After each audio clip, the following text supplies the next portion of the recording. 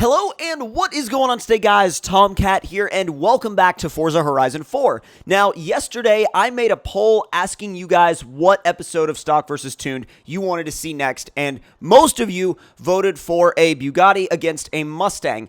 And I've turned it up a little bit by running a GT350 against a Bugatti Chiron. I know my original poll said a Veyron, but I figured the Chiron would just be a little bit cooler, a little bit more interesting, and definitely a little bit faster. So, the GT350 definitely has its work cut out for it. Now, I thought about using the RTR Spec 5, and then I was like, but we've used the RTR Spec 5 for quite a few different things, and not a lot of people have used the GT350. I mean, the GT350 is just kind of like, I feel like a lot of people just kind of let it sit there in the background while all these other Mustangs get all the attention, and I feel like it doesn't deserve that. I feel like it deserves to be right up there at the forefront with all these other Mustangs because it's one of the most interesting Mustangs, in my opinion. So, without any further ado, let's grab the stock Bugatti Chiron and head to the highway and see what it does through the speed trap.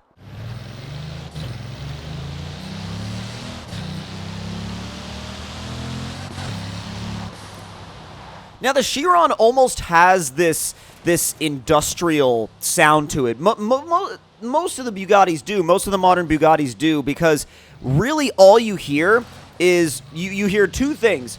You hear a low-pitched grumble, and you hear turbo whistle.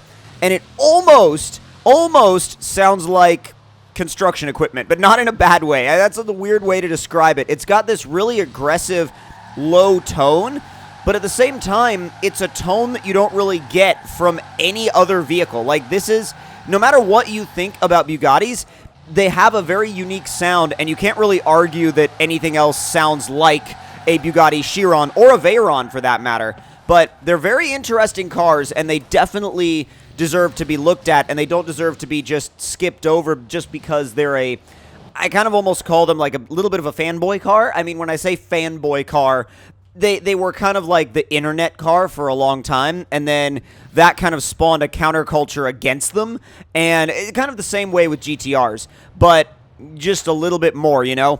So let's do a quick launch control, and let's see what oh my god! We're already making 26.8 pounds of boost, pre-spooling here at the line at 3,600 RPM. So we've already got 514 foot-pounds of torque ready when we let go of the brake and the clutch. So 3, 2, 1, go! That was a really good launch. Well, kind of a good launch. A little bit of spinning, but still.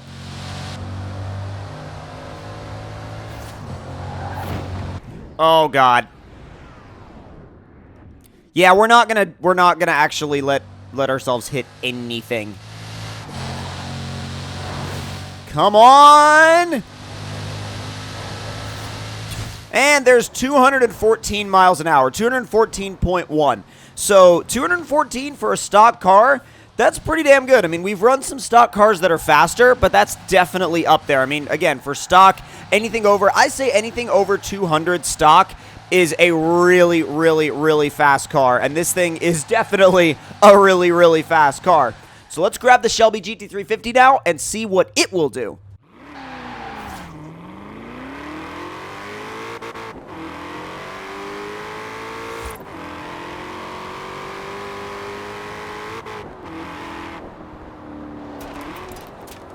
Such a special sounding car. Absolutely just so special sounding. And you can have fun with it and get the tail out if you want to. God. Now, it's nowhere near as fast as the Chiron is stock in a straight line, but man, I would almost say this thing is going to be more fun to drive, like, especially if you had a back road. Like, there's only so much of the Chiron's power and performance that you could use on a back road. This thing, I feel like you could use so much more of it. Oh, it loves this. It loves just a little bit of sustained oversteer around the roundabout. Just a little bit. Actually is like perfectly balanced right there at 7,000 RPM. Alright, so let's get this thing lined up. I'll back it up just a little. I mean, this is not a exact science when it comes to where we launch, so I'm not really too concerned about it, especially with the power differences between these cars. Let's see. It will not do a launch control start. Okay, so we're going to just dump the clutch.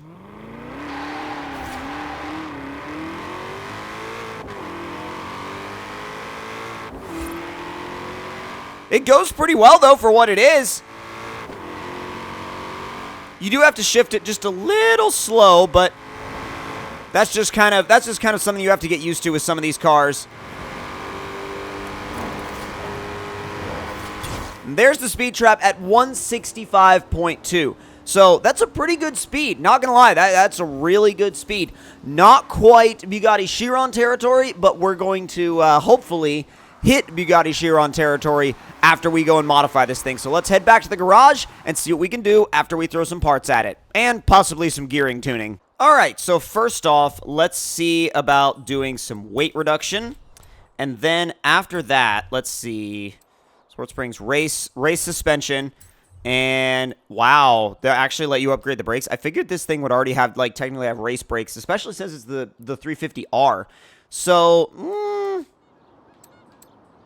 I'm going to go ahead and just put race brakes on it, like, literally just for the hell of it, like, just to have them. And I'm doing a race clutch. And I'm doing a full race driveline here because I want to be able to tune everything, because I feel like that might come into play later, and I feel like we might have to mess with the gearing. Let's see. So we already have race tires on the car. We're going to do 325s in the front and 335s in the back, because we're going to have a hell of a lot of power. And let's see.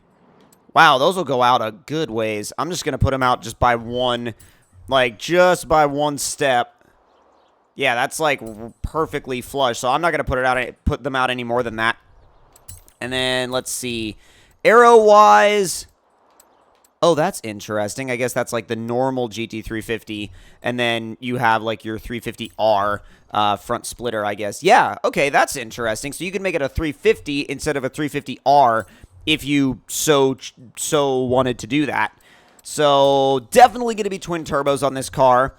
And the only thing you could swap into it is a Viper V10, which we're not going to do. I mean, one, it's not the character of this car, and two, I feel like it kind of defeats the purpose of a Mustang going up against a Chiron, because once you put a Viper engine in a Mustang, it's not really a Mustang anymore. And this is especially a very special Mustang and a very interesting and cool Mustang. And I think it's one of the coolest Mustangs that they've actually made in the past like 40-50 years. So let's get that race flywheel in, and we're making 1,074 horsepower, 827 foot-pounds of torque, and we weigh 2,956 pounds, which those are all really, really good numbers. They're all really good. And so I'm actually pretty hopeful that this is going to be able to outrun that Bugatti Chiron in terms of trap speed. So let's get back to the highway and find out.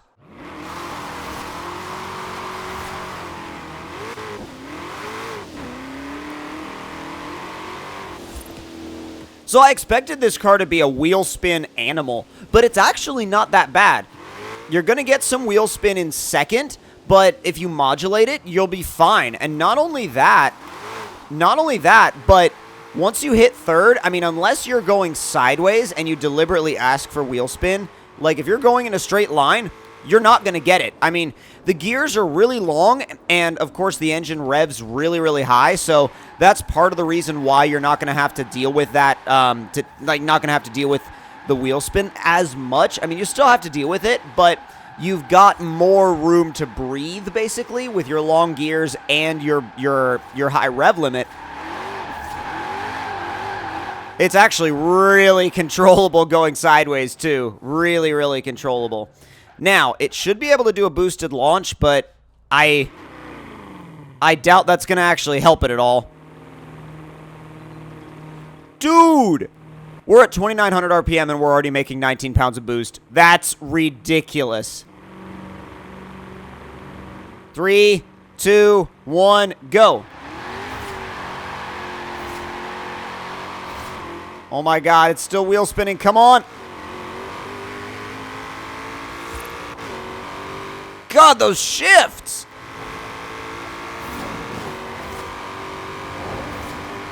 Come on! Boom! 215.6! 1.6! Bro, that is, wow. I mean, it was a little bit, like, the run to get there was a little sloppy, not gonna lie, but man, this thing goes! I've never fully built one of these, and this thing really goes. I love the sound of the shifts. Listen to these.